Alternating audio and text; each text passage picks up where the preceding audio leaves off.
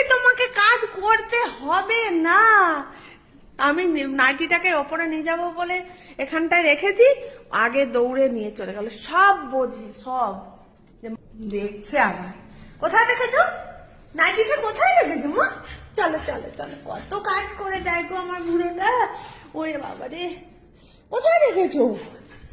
কোথায় রেখেছো? দেখাতে যাচ্ছে। কোথায় কোথায় নাইটিটা কোথায় রেখেছো?